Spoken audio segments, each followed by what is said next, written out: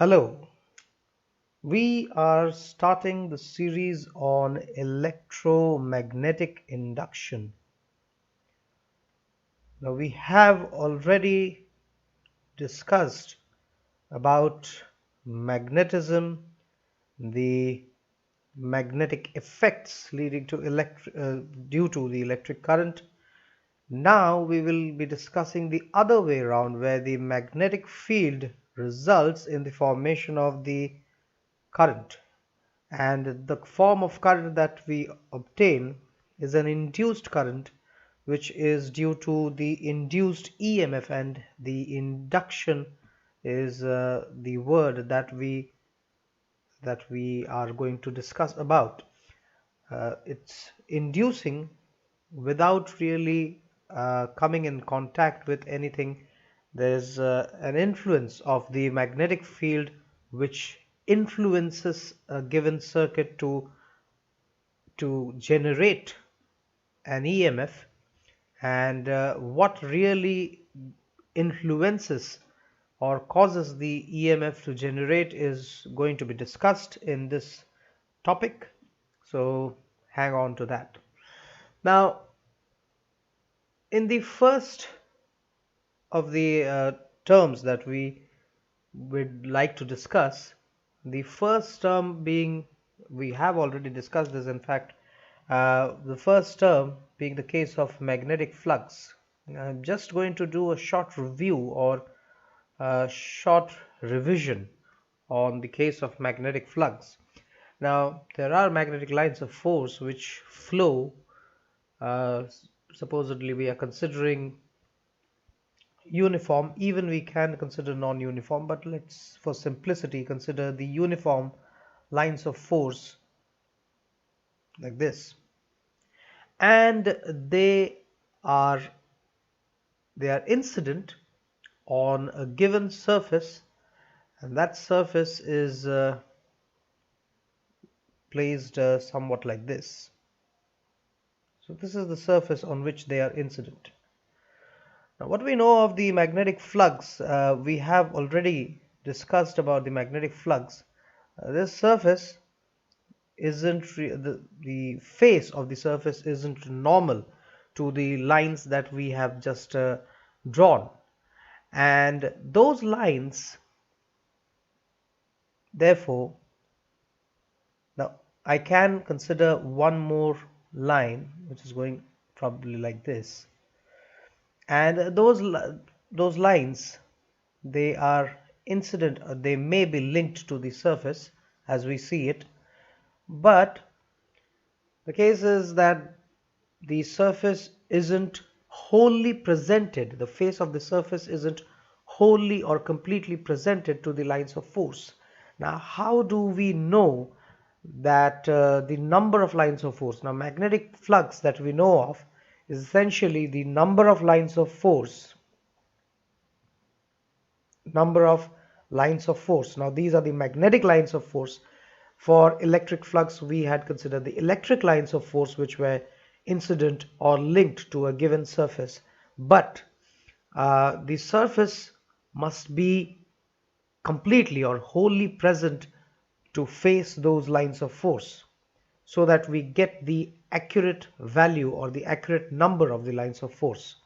In order that the thing that we have been discussing till now, in order to achieve that, what we do is we consider the surface to be present like this instead of the line of the surface. Let me draw that first. So this is probably the line of the surface, and I can consider the line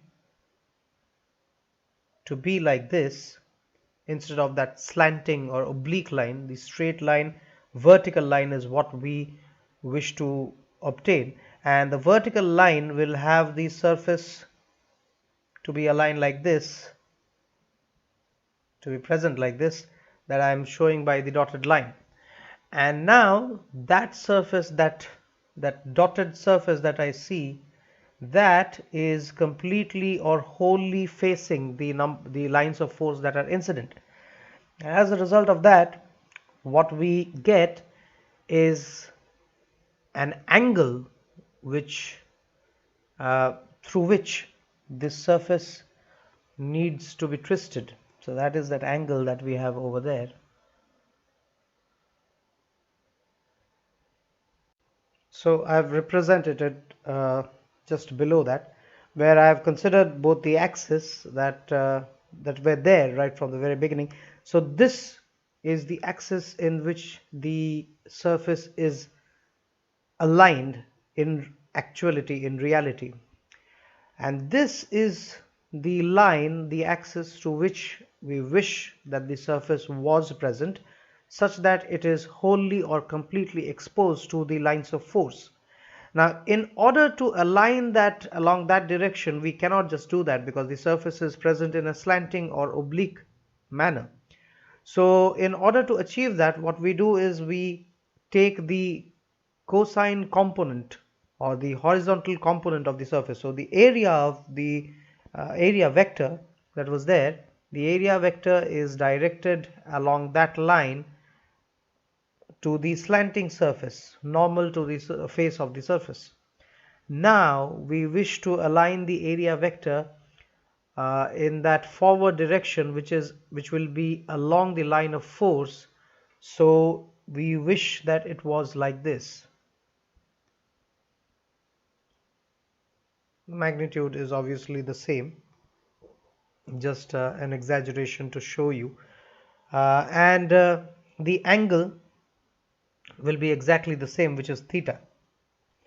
So therefore we have the cosine component of the area vector along that line, and that cosine component of the area gives me the total number of lines of force with the magnetic flux density multiplied to that.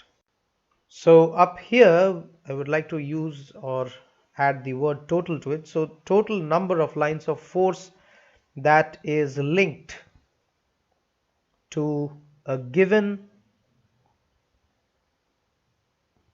surface constitutes the magnetic flux, usually represented by phi b, and that is equal to b, that is the magnetic flux density, multiplied with the area, or let's say the horizontal component of the area that leads to the area vector to be aligned to the magnetic lines of force. Or we can say the other way around, that the area, the face of the area, is completely exposed, which means that the field lines will strike the surface normally. Now in case it is right, it is aligned right normally right from the very beginning, then the angle in that case right from the very beginning will be theta, which is equal to 0, and we will have cos 0 to be 1, and therefore that will result in maximum flux. Now this can obviously be given as a b dot a or a dot b because it's the scalar product of two vectors. So this is scalar quantity that we obtain for the as the magnetic flux. Now this is the backdrop of the story that we are going to discuss in this video today.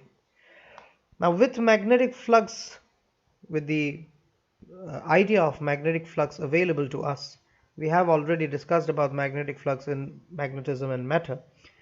The unit obviously is Weber. If you can't recollect, it's just the unit, that is Weber, and the dimension of the magnetic flux will be the flux density multiplied to the area, and that is something ml square t minus 2 a minus 1. You can check for yourself. I think it's right. Now the electromagnetic induction, that the case that we are supposed to study right now, the story starts with Faraday's experiments. Now Oersted's experiment had suggested that if there is some current flowing, then there is a magnetic field associated with it, and the field intensity was given by the Biot-Savart's law. That led to various applications of the Biot-Savart's law, where we where we used it to determine the magnetic field intensity in the vicinity of some current carrying element.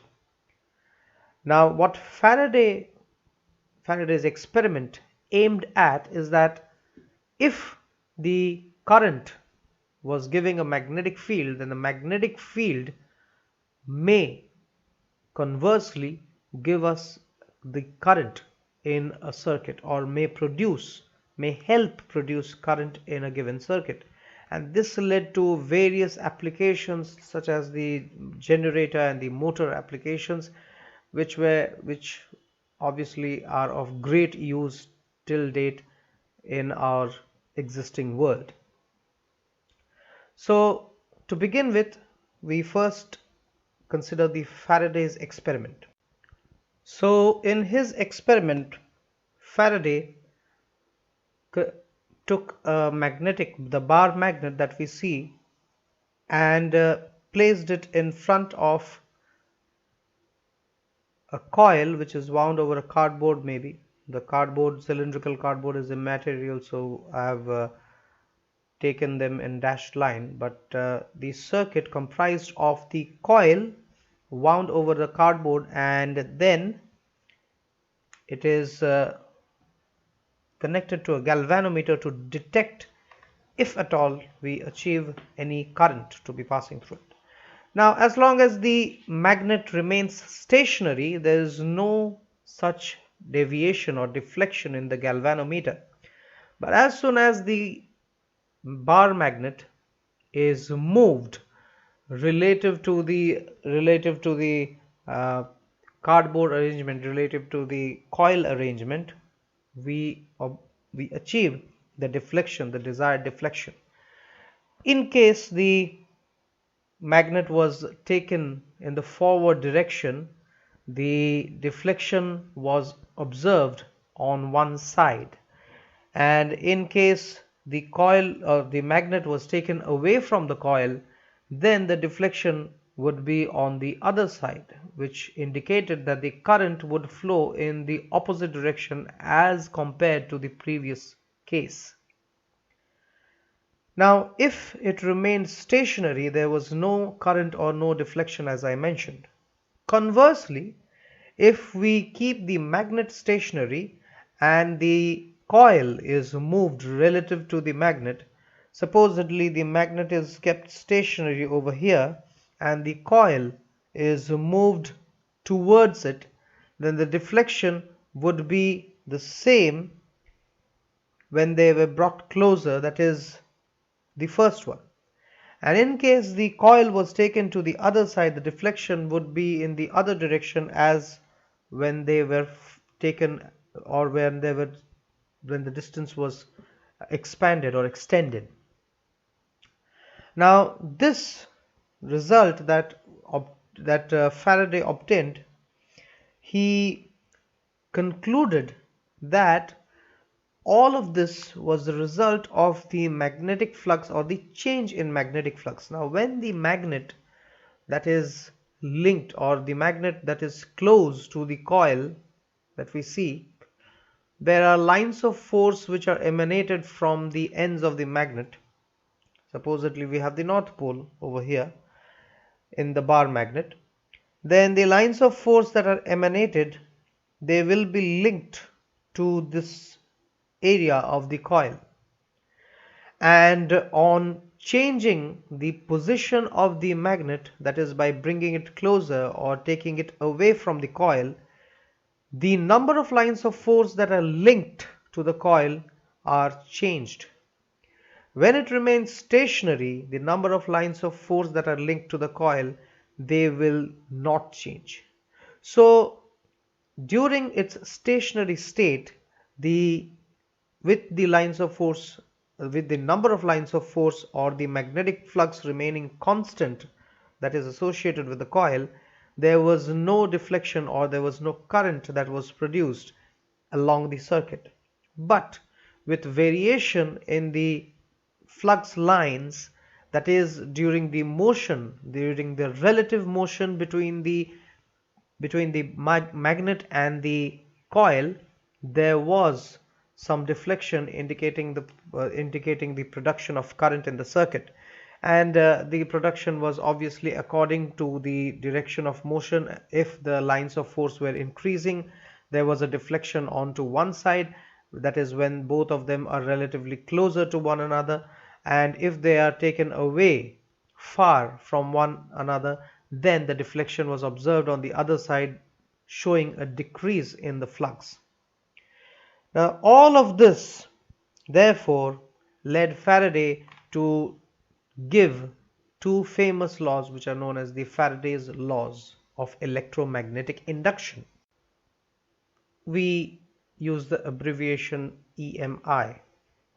Now, the Faraday's law, as given by Faraday, who concluded that if there was a change in the flux, then this EMI is induced, or this magnetic field induced a certain current. Now the current obviously cannot be produced by itself. There has to be some voltage or potential difference, as we know right from the days of electric current.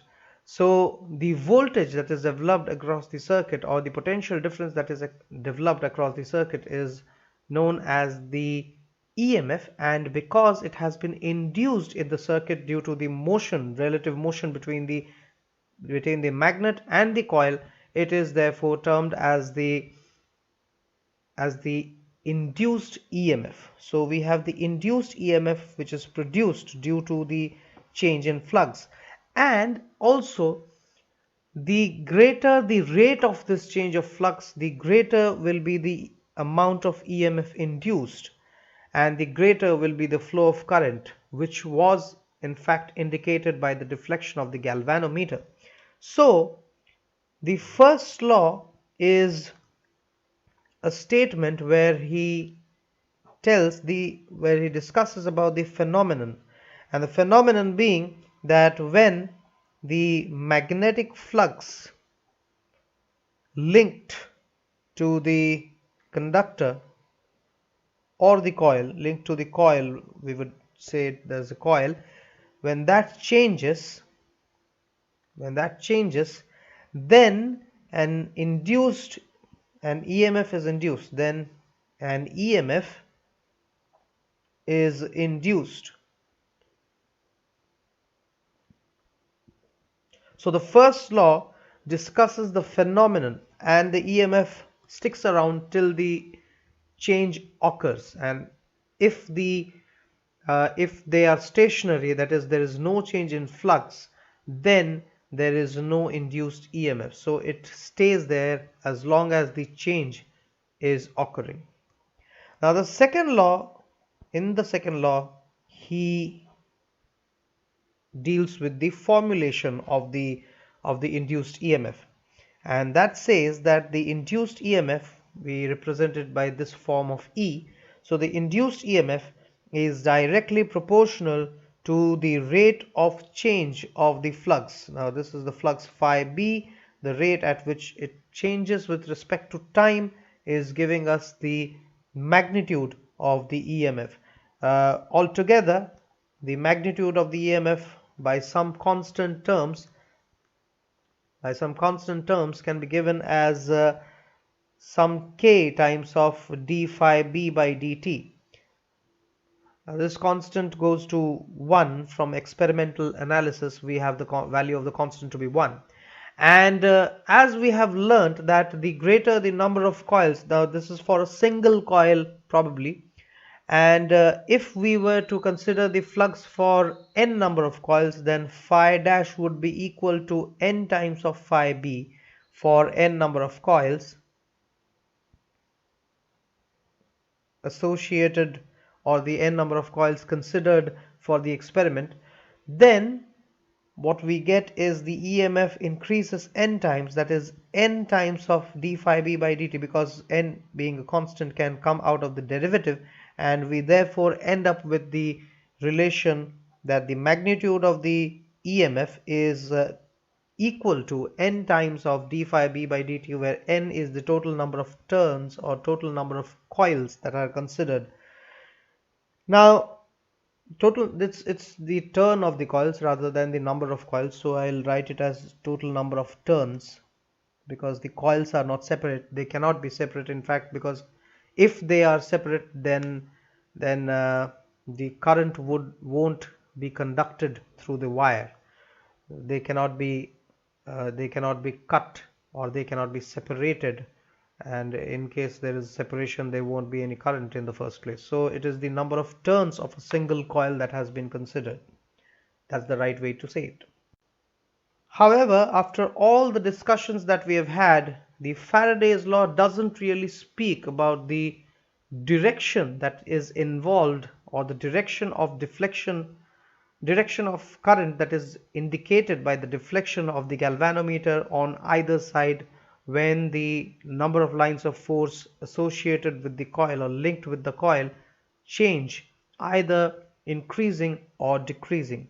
So that was given by Lenz as the Lenz's law. Now what the Lenz's law tells us is that if there is a flow of current in the circuit, which is obviously due to the induced EMF, the induced EMF that is produced in the circuit as per the Faraday's law, the magnitude of the induced EMF is given by the Faraday's law, whereas the direction of the induced EMF is in such a way that it opposes the cause that is producing it. So what does that mean? So the law is a simple one, which tells us that the direction of induced EMF, induced current, and conversely induced EMF, ultimately induced EMF. So the direction of induced EMF is in a way such that it opposes the cause producing it.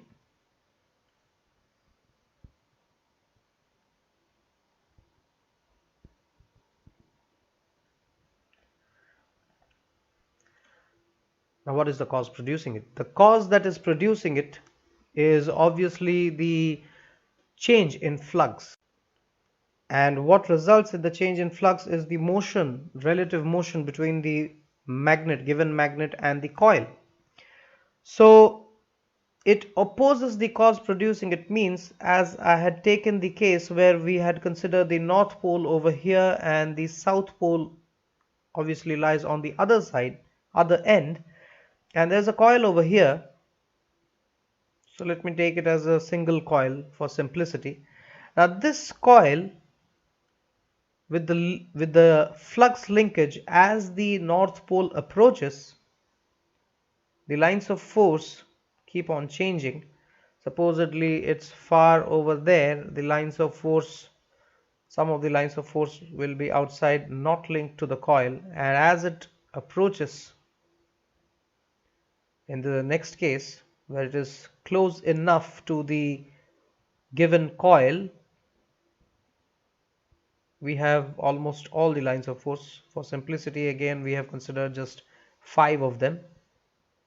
So we have all the lines of force. So this is obviously, there were 3 lines of force linked to it. Now there are all the 5 lines of force which are linked to it. So that gives me an idea that the number of lines of force are changing as it is taken close to it. Now the statement tells us that it opposes the cause producing it. Now the cause that was producing it here, the change has occurred when the north pole is approaching. So this cause here is the north pole approaching, but that is opposed. And how will the ring or the coil oppose the north pole approaching? Well, it will try and repel it. Nature always seeks balance, and therefore this coil, what it would do is that it would induce a north pole. And how does it induce a north pole? We have the snow rule, and that tells us that if the current is produced in the counterclockwise sense, then this would eventually be a north pole. So in order to get that north polarity which repels the approaching magnet, the north side of the magnet approaching it, it would produce a north pole, and it may not succeed though, because the force that will be put in the motion of the magnet may be quite big enough, but still it tries to oppose it by building the north polarity and increasing the magnitude. So as we take it closer at a faster rate, the north polarity is induced at a greater rate as well, and that rate results in the production of the EMF. Now, if the rate is constant, then the EMF thus produced will be a constant EMF. But if the rate varies, then the EMF varies as well. So the rate has to be maintained in order to obtain or achieve a constant EMF. We will see about that later, about the alternating form in case of the alternating currents. So, however, what we get to know is that the polarity does produce because of the flow of current, and which is in fact a result of the induced EMF in that direction, is by means of Lenz's law. Then again, if the magnet is taken away where the lines of force are decreasing, it won't really want the imbalance in that case as well. And as a result of that, when the magnet is taken away, supposedly the cause when the cause is the case where we have the north pole moving away,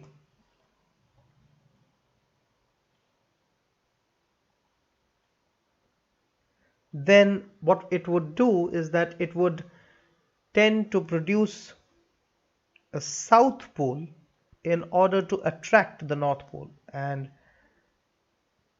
that south pole would mean that the current now would flow in the clockwise sense.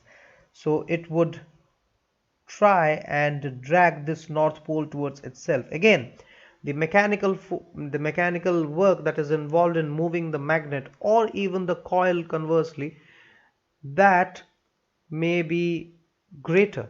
So the magnet or the coil, the relative motion may not stop, but however that polarity has been produced and the current or the induced EMF has been developed, and as a result of that we are getting the current in the opposite sense as that we had obtained in the previous case. And so this explains the deflection of the galvanometer on either directions, in opposite directions, that is, first it would deflect onto one side, and in the next occasion when the magnet is taken away from the coil, it would deflect in the other direction, thereby telling us that the polarities have changed, or the direction of flow of current has changed in the coil. So this is how we deduce the Faraday's law and the direction thus involved, and finally we get the full form of the law, where we have the flux, the EMF, the induced EMF now can be said, because of this opposition that is offered, the induced EMF can be given a negative sign with respect to the rate of change of flux. So it is in the direction opposite to the rate of change of flux. Obviously, for n number of coils we have n number of turns, that is, we have the EMF to be n minus n d phi b by dt for n turns of a given coil.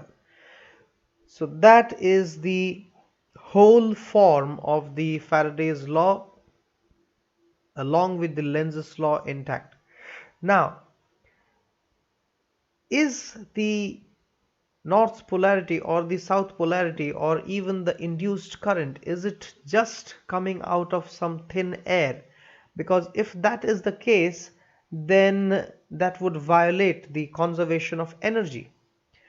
But as the conservation of energy states, that energy is changing from one form to another rather than being created or being destroyed. So what form of energy over here is there responsible for producing this electrical energy that we see. So the motion of the magnet, that is the mechanical energy, is responsible for, because that is being invested. So investment in mechanical energy has resulted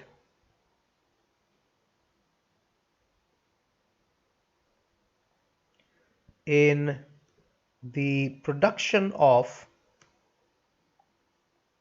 electrical energy.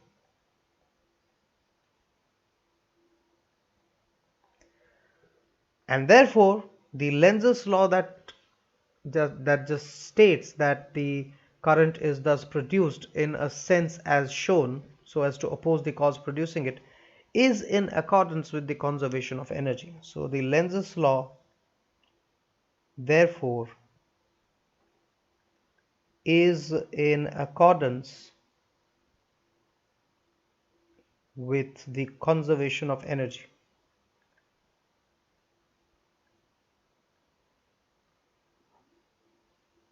That the energy, the electrical energy, is not just produced out of thin air. There is some investment in the form of mechanical energy in order to move, or in order to bring about relative motion between the given magnet as well as the coil, which thereby produces the change in flux, and the rate of change of flux induces the EMF as described by Faraday, and the opposition provided, or opposition that is offered to this change, results in the EMF to be developed in the opposite sense of the change, which is further elucidated by the Lenz's law. So this is all about the case of the production of the electromagnetic induction, or the production of the induced EMF, and thereby the induced current in a given circuit, and the various aspects that are related, that being the case of the direction involved in, or the direction of the induced EMF. We will be discussing this topic further in the upcoming videos, which will deal with the motional EMF, and also the case of self and mutual inductances and their combinations, and many more things to discuss. So stay tuned for the upcoming videos. Till then, thank you for watching.